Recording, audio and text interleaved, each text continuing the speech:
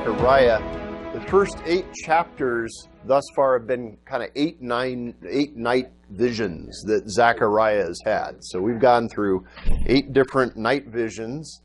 And so chapter 9 has a nice clean break in it. It's a first oracle, and we don't have an exact date for this oracle, nor its successor. There's 2 oracles. First oracle is chapter 9 through chapter 11. Second oracle is chapter 12 to the end of the book. Okay, so there's 2 oracles. Like I said, we don't have an exact date for these because we don't have the in the time of or in the year of King such and such or what have you. But it's all one book. So what does that tell us? Who was the author? One message, one guy, same guy, Zechariah. Okay, so it's got to be in the time of Zechariah. So to get us in sync with what's going on, what the world events are, again, this is Israel, and we're in a post-exilic after the exile, right? We had the Assyrians come in, take away the northern kingdom. We had the Babylonians come in, take away the southern kingdom, and they were in exile for a long time. And then during the reign of Cyrus, we have Nehemiah, we have Ezra, and we have the return. We have a first return back to Jerusalem. It's a small contingent that goes back to Jerusalem, but there's going to be further to go. So Zechariah is prophesying in the time of Darius the First. Okay, so that's when he's doing his thing. And the reason why I'm saying Darius the First is because there's more than one Darius in the Medo-Persian Empire. There's a Darius the Second, and then there's a Darius the Third. Darius the Third's the last dude. and so you're going to hear references to Darius in some of the notes that we're going to go over, and that's a reference to Darius the Third, not Darius the First, which can be very confusing because right now we're in the time of Darius the First. But the prophecy that is going on is going to take place about 100 plus years later in the time of Darius the Third.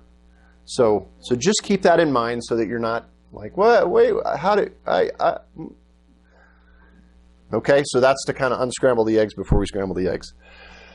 So we'll kind of start there. This is our first oracle. We'll open it up there.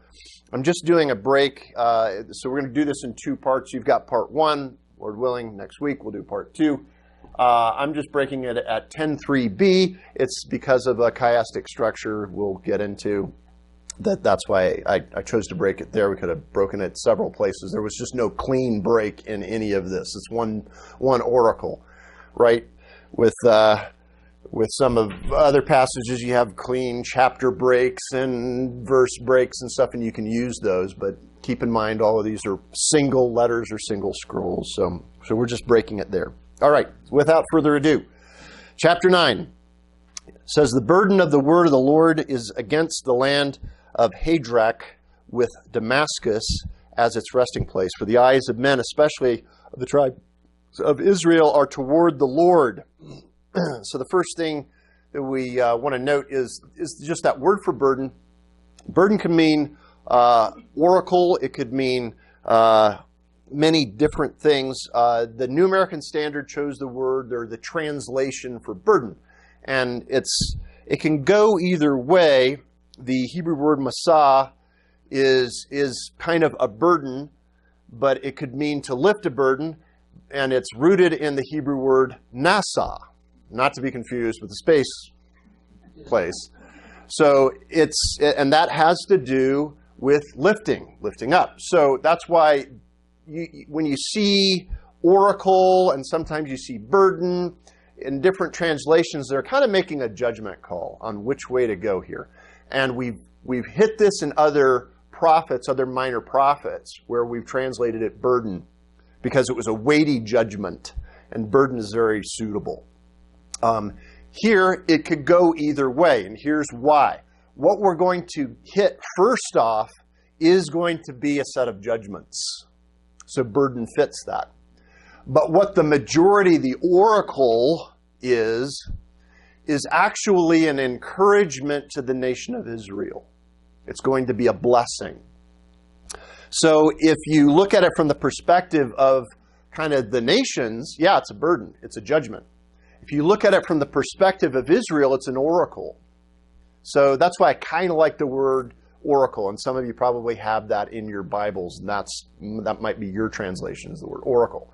So it can go either way for us. So it opens up the burden of the word of the Lord. And then we get some places. We get Hadrach, and then we get Damascus. So this word, this Hadrach, this is kind of a confusing one because it's from an archaeological perspective, we don't have an exact city. There's no exact city named Hadrach, but it seems to reference other cities. There seems to be a reference to a city there in the Syrian Empire. Damascus, however, we are familiar with. In the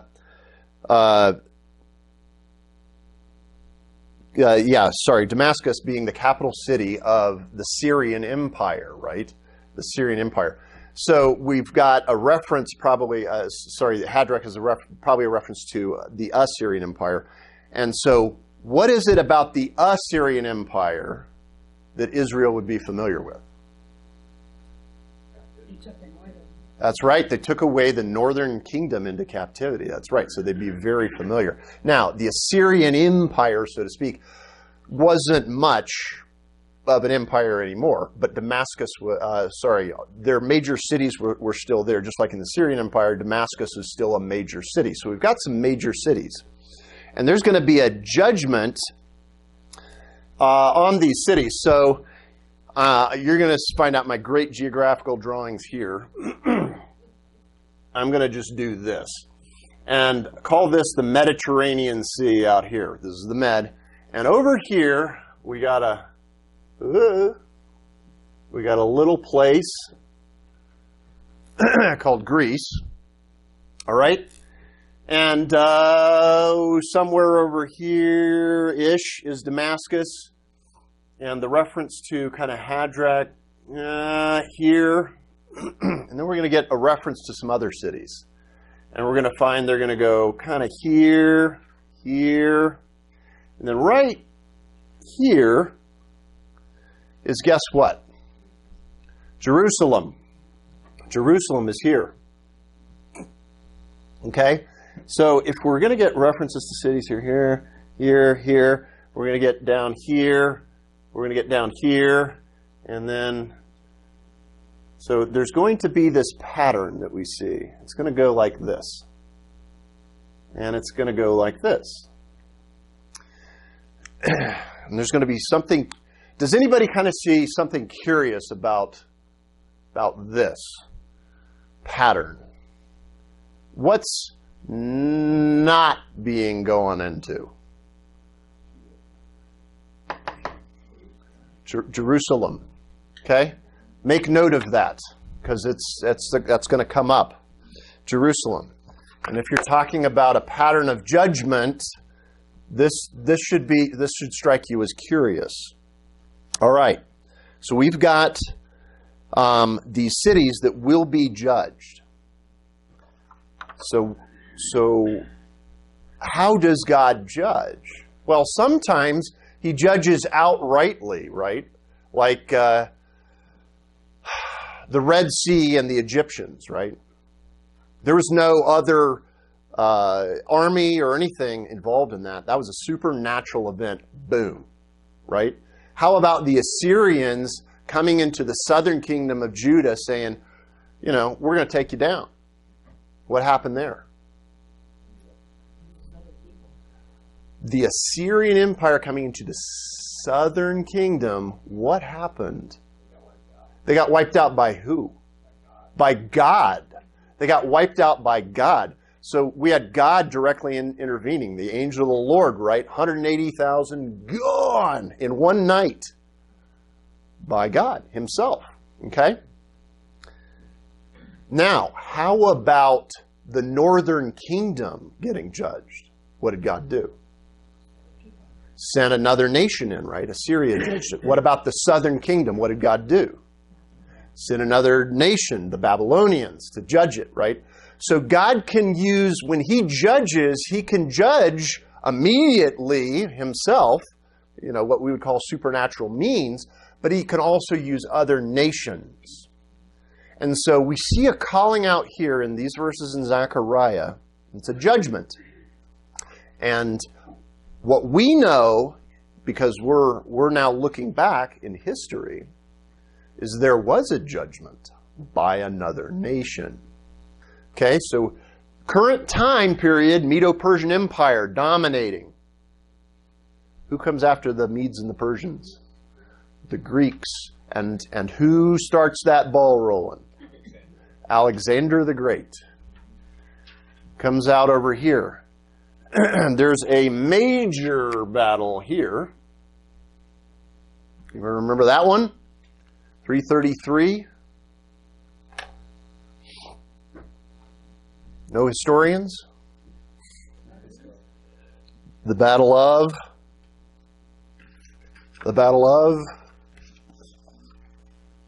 Nobody? No one? Bueller?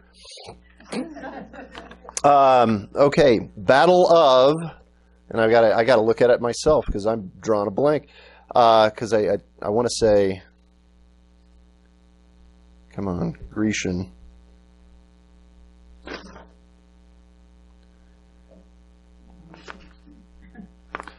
Grecian Empire. I didn't put it in your notes because it was one of those things that occurred to me afterward. 333, not Cyrus. Greeks, Polynesians, boy. 333 BC. I can't find it in my notes. This was the major turning point, and I'm trying to remember the location. This is the major turning point where the Medo-Persian Empire is getting beaten back by the Grecians, by Alexander the Great, and this is the major turning point. This is Darius III's conqueror, and Darius basically goes into naught after that, and then Alexander starts his route.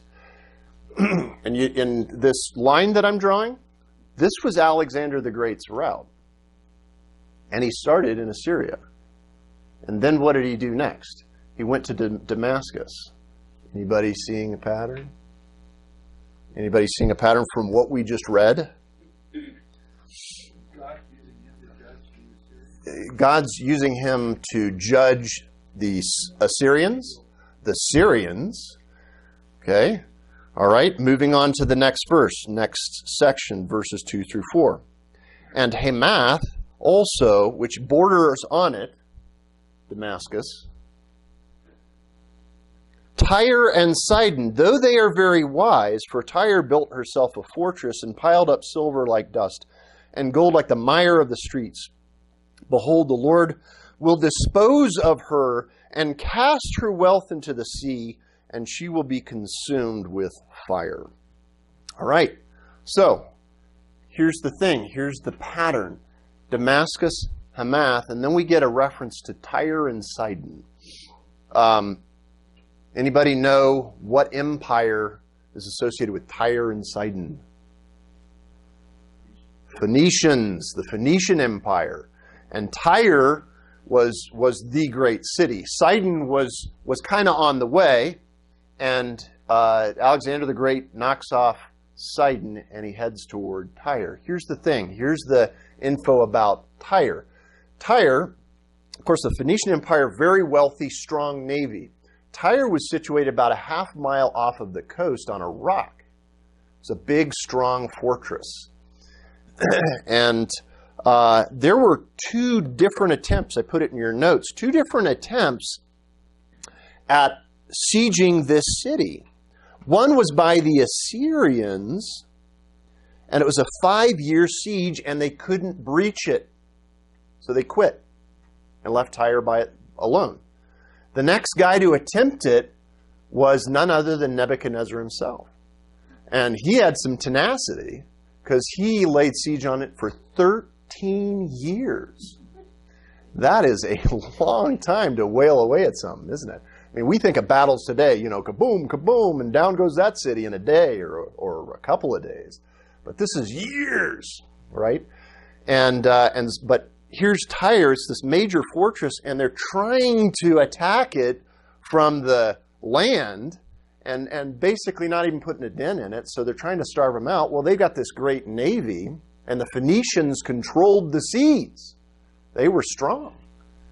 So they were raking in the dough, raking in the money, and you couldn't starve them out. So put yourself in the shoes of the hearer. Okay? We know what we know about Alexander the Great. They don't. This is 100 years prior. They know that the Assyrians gave it a shot and failed. They know that Nebuchadnezzar gave it a shot and failed. And what is God saying about the judgment, about Tyre? It's going to be wiped out. So put yourself in their shoes, in their mindset, because that should boggle the mind. They're going, do what now? But many have tried unsuccessfully to do this. Well, who's proclaiming the judgment? Who is going to bring the judgment? God. What's impossible for God? That's what we need to keep in mind. That's what he's communicating in these judgments. Now, did God say earlier that he was going to judge the Assyrians? Did God say earlier that he was going to judge the Babylonians, the Syrians, the Phoenicians? Did he say already through prophets that he was going to judge these cities, judge these empires? Yeah, he did. He's already said it. He said it pre-exilic. He's communicated judgment pre-exilic, before there was even an exile. Why judge them? Why judge these cities? Why judge these places? Because they were overzealous and cruel. They kind of took it too much delight in going after Israel. Yeah. Going after.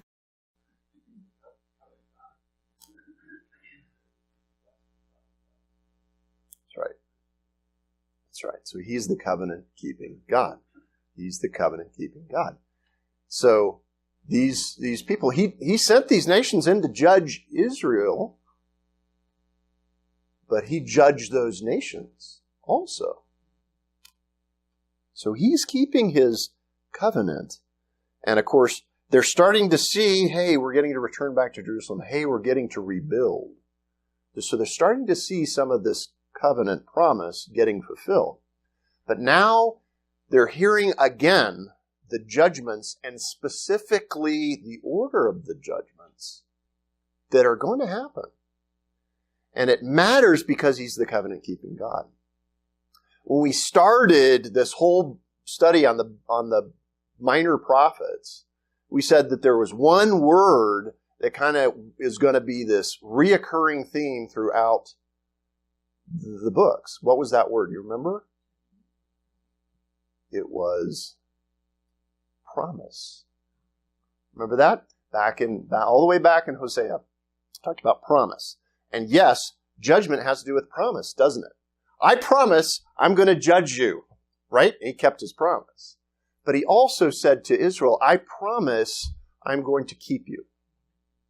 And so one and the other are both important, right? Because if you fail at any one promise, you're unreliable. But if you constantly keep your promises, as God does, then you are trustworthy and faithful, right? Does that matter to us here and now in the 21st century?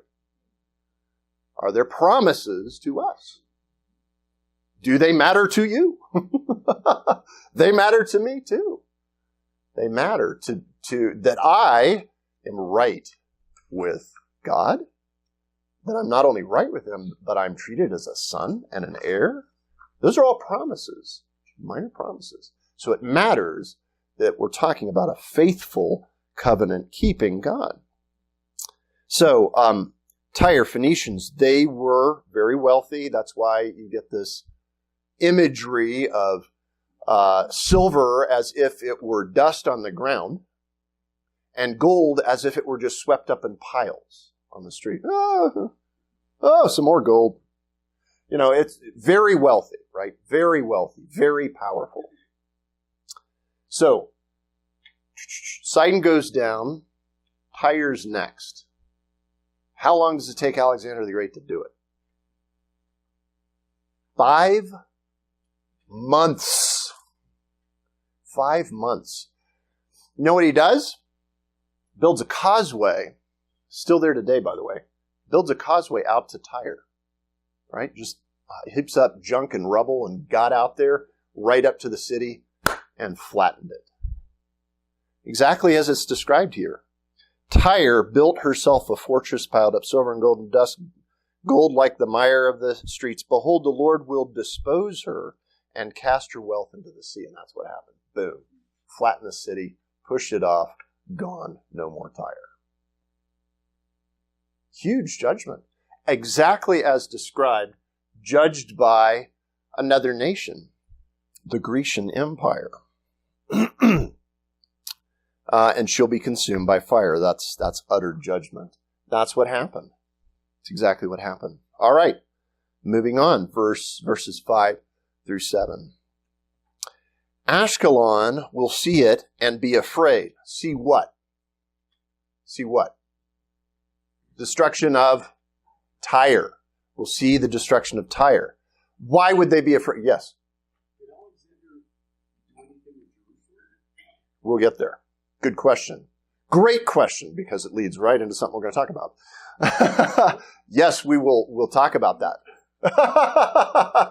Jumping ahead, we'll answer that question. So we've got Tyre falling. Why would Ashkelon, we'll get to what that's about, be afraid? Yeah, what was Tyre? Big, strong, mighty, fortress, impenetrable. Down it goes. Uh-oh. I don't care how strong a city you are. Babylon fell, by the Medo-Persian Empire, and all these other empires, they fell, but Tyre stayed. Tyre was strong. Tyre was a fortress. Tyre goes down. Who's safe? Right? So they're nervous. Yes. Ashkelon will see it and be afraid. Gaza, that should be a familiar term. 2 will writhe in great pain. Also, Ekron, for her expectation has been confounded. Moreover, the king will perish from Gaza and Ashkelon and will not be inhabited. And a mongrel race will dwell in Ashdod, and I will cut off the pride of the Philistines. I will remove their blood from their mouth and their destructible things from between their teeth.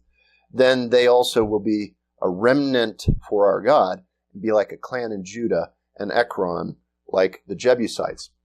So if you didn't catch it, right in there, all those cities are Philistine cities. There's only one missing in it. It's Gath. And the reason why Gath is probably not referenced is Gath, by this time, has basically become nothing. It's not a major city anymore. So it's not mentioned. But the other 4 Philistine cities are mentioned. And this is the language here is utter devastation. Do you remember any book recently studied, pre-exilic, that talked about the judgment of the Philistines?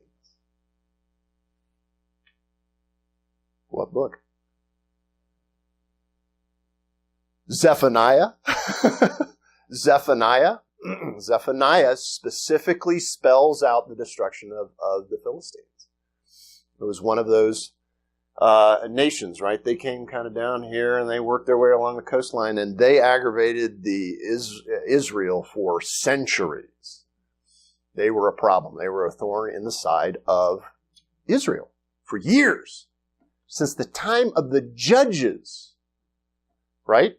So you have the book of Judges and all those judges and all those years. Then you had the kings. You still had Philistine hanging around, right?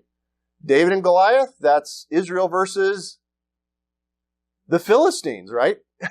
David and Goliath, Israel versus the Philistines. Philistia. So they've been a pain to the nation of Israel for years. And God has said, I'm going to judge them. I'm going to judge them. And he reiterates the promise. They're going down.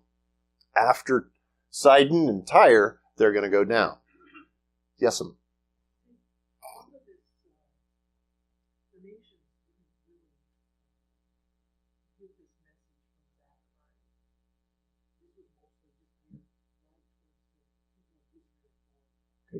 Good. So your question is, do other nations, did the other nations get the message, or is this mainly for Israel? This is mainly for Israel, right? Why would it mainly be for Israel? Because who are the promises to? Israel. The promises are to Israel. Now, had they gotten the message that the Israel God was going to judge them, do you think they'd care? No, they could care less. Because it's just another God, and your God's a weak God because you got hauled off into exile. So you're going to come to not the same as all the other nations of the past, would be kind of their mindset. Although that wasn't the case, was it? Israel remained a nation. They didn't just integrate into society. They remained a separate nation and then continued as a nation, right? And God did keep his promises. And we'll get to Jerusalem because that's important. So we've got all of these Philistine cities being judged. So Gaza, is anybody familiar with that city name today? Right? Is it a problem spot? It's a place of contention, right? Is Israel in full control of Gaza? No. But what did God promise? Yeah, he's going to bring an end to them, and that they're just going to integrate into the Jewish society. So this is indicative of something, guys, and we need to keep this in mind when we're talking about God's promises. Does God partially keep his promises, or does he completely keep his promises? Survey says, thank you, he completely keeps his promises. If Gaza is not completely Israel's, what does that indicate? Right. It's something yet to come. Okay? Keep that in mind. That's important. All right? That's important. So, if you're going to say God kind of keeps his promises, you can get away with they kind of took over Gaza. If you, like me, think that God completely keeps his promises, God's not done with this nation. There's still things yet to come. So, look at what is said of Gaza. It's going to become a mongrel race. They're going to get wiped out. It talks about the decimation of the king, the removal of the king. When you remove a king, you remove any authoritative structure, right? If you remove government from a society, what happens? Chaos, anarchy. Is that a place you like to raise your kids? Right? No, right? Not particularly. This is why not a lot of people choose to move to LA. They usually move away from LA. Right? So, chaos ensues and people leave, right? People leave and they scatter and they become integrated into society. Well, look at how they're described, though, because they're a mongrel race. And he said, I'll cut off the pride of the Philistines. I will remove their blood from their mouth and their detestable things from between their teeth. And what does that mean? Well, part of their pagan practices was to, after a sacrifice, eat the meat of whatever the sacrifice was with the blood. Okay? Yeah, people go, yuck. Well, I like my meat rare, particularly. But there's a thing. You remember Egypt or Israel was told, don't do this, right? Don't eat the blood with the meat. Why? That seems kind of silly. It's because of the association here. It's because of what it meant. It had an idolatry associated with it. It was an idolatry type of practice. And so by telling Israel, don't do it, it was another separation. It was another point of separation, right? So God does things for reasons, guys. It's not just this meaningless thing. So if you like your meat rare and you like your, burger medium rare, it's okay. It's all right. Because that association doesn't exist anymore in our culture. It did in theirs. And so he's saying, I'm going to remove idolatry from the Philistines, from Philistia. I'm going to remove it. And then they also will be a remnant for our God and be like the clan of Judah, and be like a clan of Judah and Ekron, like the Jebusites. So the Jebusites were kind of a hangover from the land of Canaan. And you see kind of their last reference to the time of David and Solomon. And they're kind of integrated into the Jewish society. Okay, and that's the imagery or the picture that Zachariah is painting, or this message is painting in the minds of the Jews, is to communicate to them that one day this Philistine race that was a pagan race will actually embrace the God of Israel and become a part of their society, even to the quote-unquote upper echelons of their society, which is an amazing thing, right? Because what's being communicated here is a complete pagan rejecter of God can be converted. So the message there is, I don't care who you think is beyond the grasp of God's salvation, they're not. Anybody can be saved. This God is a saving God. And as Habakkuk 3:2 reminds us, in judgment, remember mercy. In judgment, remember mercy. He's judging these Philistines. He didn't owe them anything, and yet he chooses to save some. Sound like a familiar story? He owed us nothing. We were completely indebted, and yet he chose to save some, right? So a good God, as is referenced in Daniel 4:34-35, as Nebuchadnezzar is saying, who shall say to him, what have you done? And then Romans 9:14-18. So I've got those for you. And then Paul's a perfect example of a fist shaker who was converted. So we've got the trail of Alexander. Boom, boom, boom, going down, wiping it out, Tyre's down, Sidon, Tyre, Gaza's down. All of these cities are all around Jerusalem, right? So, from a warfare perspective, if you've got a major city in the general vicinity, and you're busting up cities, what's the logical thing to do? Yeah, you're just jumping ahead. But what's the logical thing to do? If this is a major city, what would you do? Yeah, conquer it. You take this sucker down. That's logical. So, verse 8, right? Because their mindset, because they know the geography, and now, since I've done a brilliant job mapping it out for you, you know the geography too, and you're seeing cities to the north and to the west and to the south of Jerusalem, and you're going, they're peppered all around Jerusalem. Wait a minute.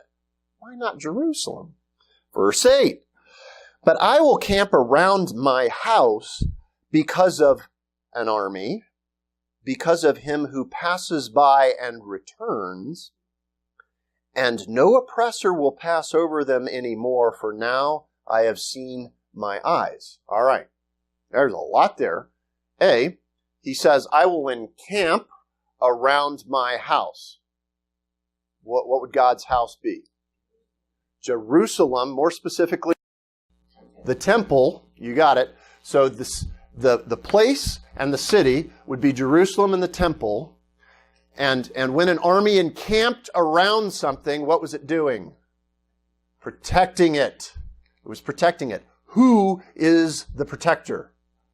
God. If God's the protector, can you think of a better protector? No. All right. This would boggle the mind, again, for them, because they're looking at the geography, seeing things fall, and going, this doesn't make sense. We get to see it happen. Alexander the Great comes. He passes by Jerusalem because he's got his eyes on Gaza, doesn't want to turn back up. He goes all the way down to Alexandria, Ammon, and some other cities in Egypt, and then starts heading back up north. Here comes Alexander.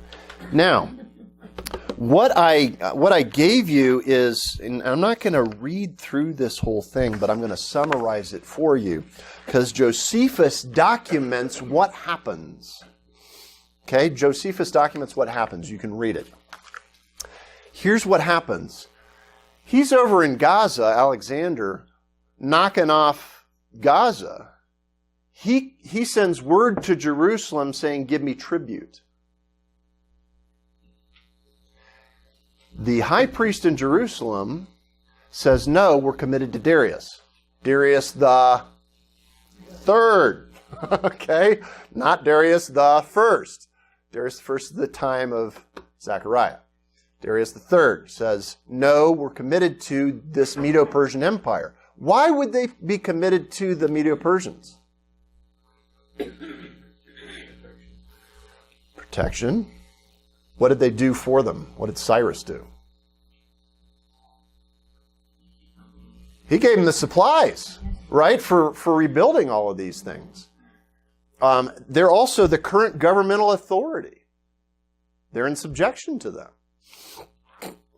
So just because some big bruiser, that's Alexander, big bruiser, comes in, they decide not to give tribute, and they send word back. How do you think that sat with Alexander? Oh, he was overjoyed, right?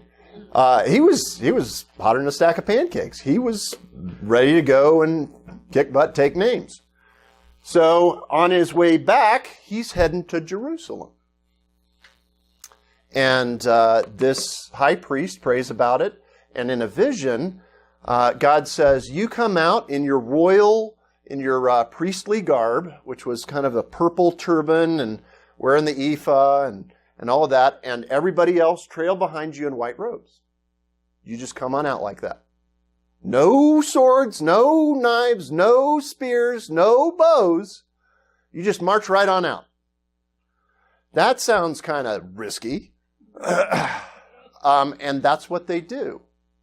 And they meet Alexander, and you know what he does? He flips out, gets off his horse, and starts running to them.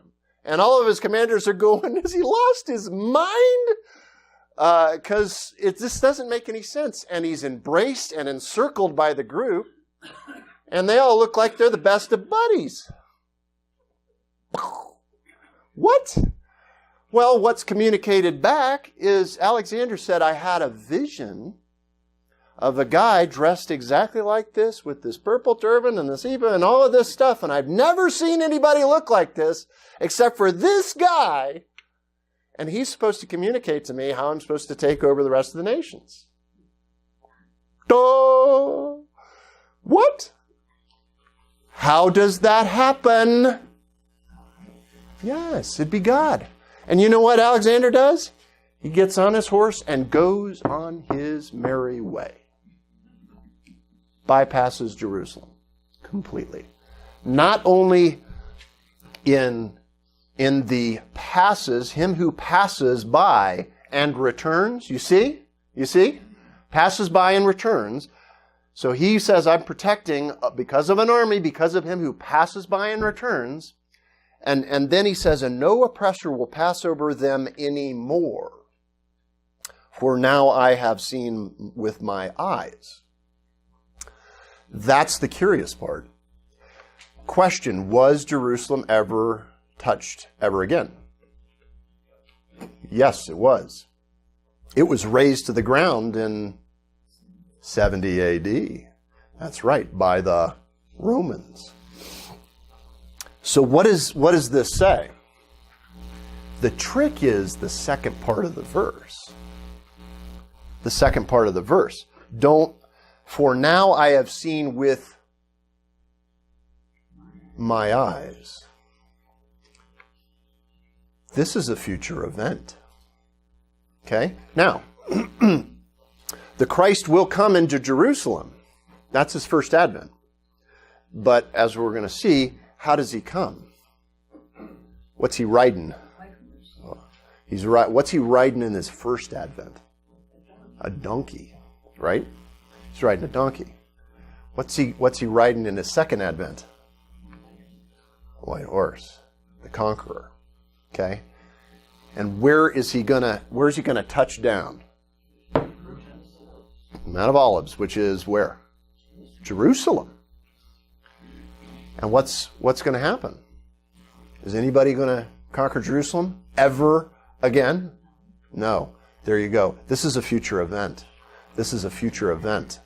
No one's going to touch Jerusalem again. So he's going from a smaller, specific, and he's going to broaden things out. And you're going to see it as we roll through the rest of the passage. Read this thing by Josephus. It's amazing. All right, verse 10. I will cut off the chariot from Ephraim and the horse from Jerusalem, and the bow of war will be cut off, and I will speak peace to the nations, and his dominion will be from sea to sea and from the river to the ends of the earth. So, again, we're branching out to a massive scope here. What does he say? He's going to remove weapons of war, and he mentions Ephraim and Jerusalem. Why does he do that? Why does he mention, isn't this just kind of double speak? Some kind of Middle Eastern double talk? Why are you, Israel, isn't it all the same? No. How did they go into exile? As two separate nations. They went in as a northern kingdom and they went in as a southern kingdom. Ephraim was a tribe in the northern kingdom. Jerusalem was the city in the southern kingdom. What's he doing by doing this? Bringing them back together. One nation. That's why he's doing this. That's why the reference to both Ephraim and Jerusalem. All right? So he's making a reference to both, and he says, I will speak peace to the nations. And his dominion will be from sea to sea and from river to the ends of the earth. How big's the kingdom? The whole earth. The whole earth. Yes, sir. I thought I heard the other day that the capital of Israel was going to go from Tel Aviv to Jerusalem. Okay. Is there any significance to that or not? There could be. So your question is there any significance to the moving of the capital from Tel Aviv to Jerusalem? Sure. It's going to at least mean something to Israel because that's really their nationality. And for them to move to Jerusalem does kind of set up as here's the center of government, right? And one day, we know that will be the center of government. Not only for Israel, but for the entire world. In the second advent, when he comes and he touches down Mount of Olives, everybody who had a beef with Israel is in trouble, right? And what happens when you wipe out every single enemy? What happens? Peace. That's right. It's absolute peace. And that's what's being talked about. He will speak peace to the nations. Some of them will be out of fear. I saw what you did. I'll have none of that, thank you. We're all good here. We're all good. Yes, sir. Come right on in. Which is what some people did with Alexander the Great, too. He didn't wipe out every city he came to. Everybody who gave him trouble, he gave him trouble back. So that's what's going to happen. He's going to speak peace to the nations, and it will be a world government. It will be a world ruled by God. How is this a comfort to Israel? How is this a comfort to Israel? Promises. He's keeping those promises. He said, you're going to live in peace. You're going to live in safety. You're going to be blessed. He's saying, I'm keeping those promises. One of them is going to be kept more immediately. These people reading this never saw it because this is 100 years later. But the next generation next couple of generations would have seen this and looked back at this and said, wow, that's exactly what he said he would do. Covenant-keeping God. Moving on, verses 11 and 12. As for you also, because of the blood of my covenant. Why?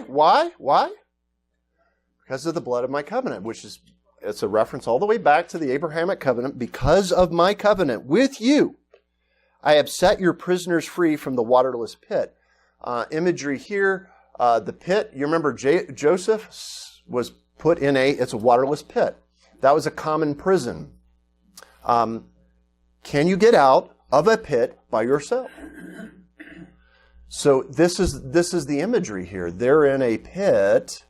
Who's in the pit? Israel. Why? Because they're set into exile. And what's he saying?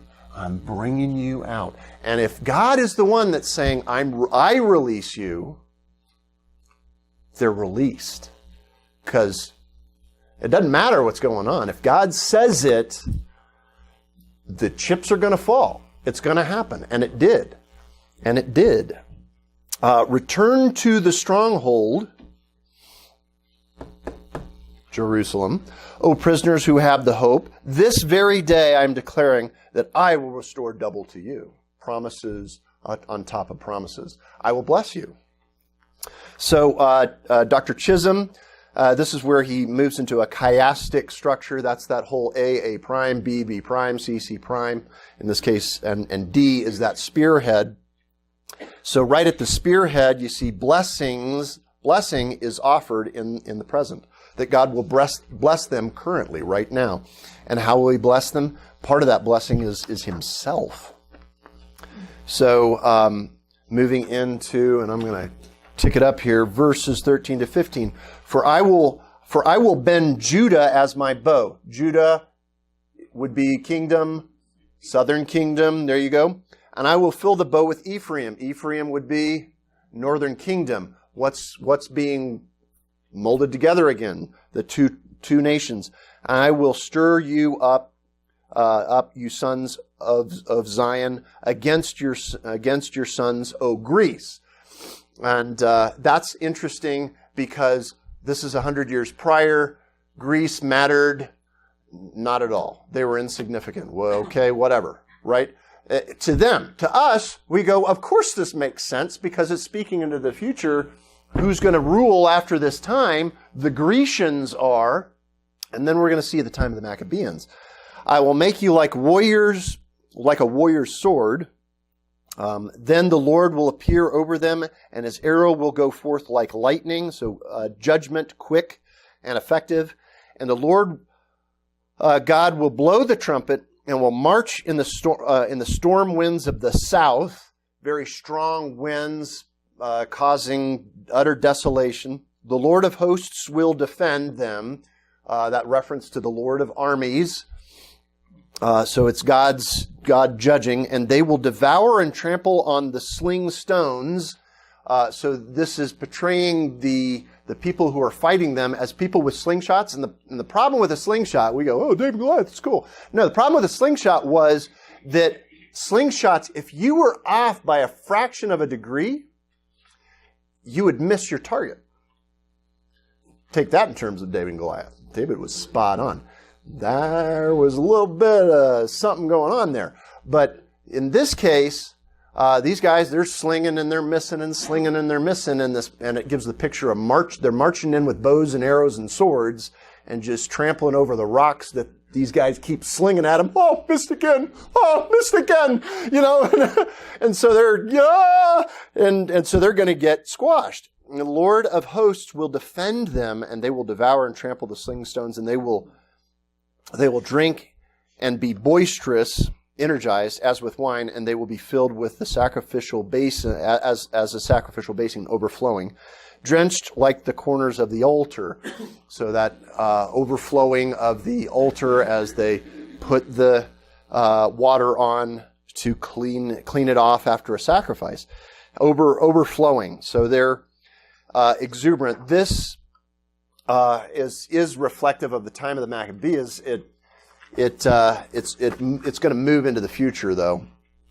As we move on, there was a judgment. There was a time where Israel came in the time of the Maccabees and basically rolled over the Grecians, and it kind of took them by surprise. And the Lord their God, don't miss that phrase. The Lord their God. See, here's the thing. Whenever God is referenced, and you see someone like Saul who says, the Lord your God, right? But then you see David saying, the Lord my God, right? And so this reference, the Lord their God, it means it's internalized now.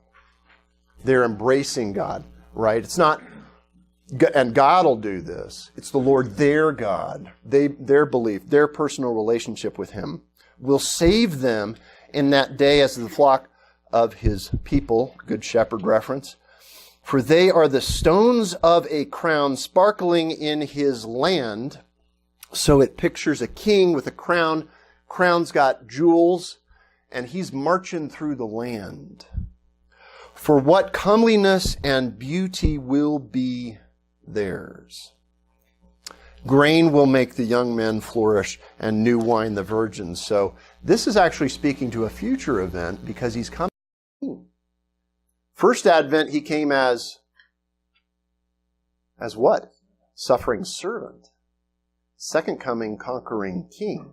And who's the jewels? Who are the jewels of His crown? Israel is. Israel is. Right?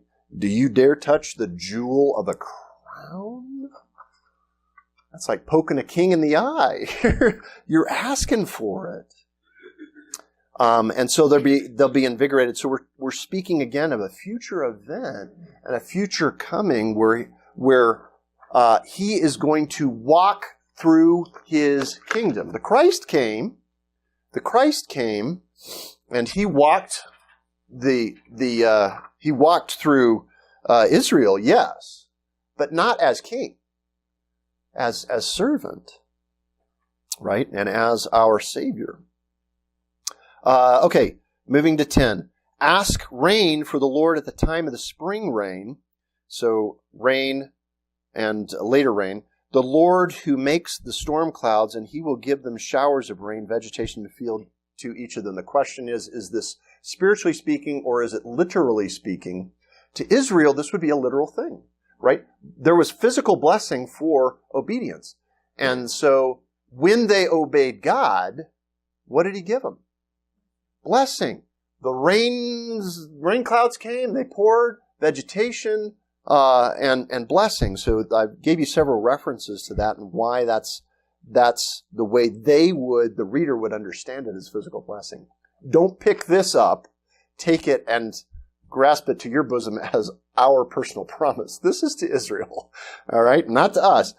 And then the last section, in contrast to that, because the teraphim did speak iniquity, and the diviners have seen a falsehood, and dreams of the vanity they speak, with vanity they give comfort. Therefore they have journeyed as a flock, they are afflicted, for there is no shepherd. Against the shepherds did mine anger burn, and against the he-goats I laid a charge. So this is kind of the most of verse 3 of chapter 10, and this is speaking of judgment toward the leaders. But what he's saying is that reference there, teraphim, like, I don't know, what is that, a new kind of angel? No. It's the teraphim is a household idol. Okay, it was a household idol. It's a very specific idol. You see a reference to it. Rachel steals the teraphim. So she's stealing a household idol. So he's talking about household idols and diviners in the context of blessing. Why? The reason why is because where did Israel think blessings were coming from? Coming from these idols and coming from these diviners. And now he's changing their thinking, right? Because now it's the Lord their God. And he's saying, I'm the blessing. I'm the blessing. I'm the blessing. And I'm the one that brings the blessing. Look to me as the blessing. So then he goes into the leaders, because the leaders were responsible for this, right? Because they were encouraging this idolatry and encouraging, saying, yeah, that's it. Go after these false gods. Yeah, these diviners know what they're talking about. Trust them. And God says, and my anger's against them. Right? Leaders are responsible before God. There's an accountability. You see it in Hebrews, even for the modern day church. Take it easy on your elders, because we got to make an account. Now, that also means you guys got to hold us to account, because if we start heading the wrong direction, you guys got to call us out on that. Because if you don't, we got to stand before God, give the account, and hear him go, "Bah, you blew it, buddy." And God's judgment is against those who say, this way, over here. When it should be, pursue the Lord our God wholeheartedly. It is he that is the blessing. Go after him, run after him. So we see a big transition, a big change of mind and heart. I'm sorry, I really blew past several of the passages. There's the reference to the king coming lowly as on a donkey. That reference, we see it in the New Testament because it's a reference to Christ. But don't miss it in its context, because this character, not a humble and lowly on the donkey kind of guy. So in contrast, right? Big old warhorse trampling everything. But in contrast, Christ did come. He came in peace. He did come in peace. One day he's going to come again in war, but not to Israel. Not to war with Israel, to war against those who war with Israel. Because he is a covenant-keeping God, right? He's a God of promise. So you see how rich this is for us as we read these Old Testament prophets. It's not just mindless drivel that doesn't really matter. Why bother with this kind of stuff? No, it's rich and ripe with the promises of God. Our God is faithful. Our God is good. Our God is the blessing, right? And that's what we come away with and go, wow. This is an amazing God. Look at what he's done. Can he be trusted? Absolutely. Can he be trusted through trials? Absolutely. Can he be trusted with our lives? Absolutely. Absolutely. So Lord willing, next time we'll finish up 10 and 11. So let's go ahead and close in prayer.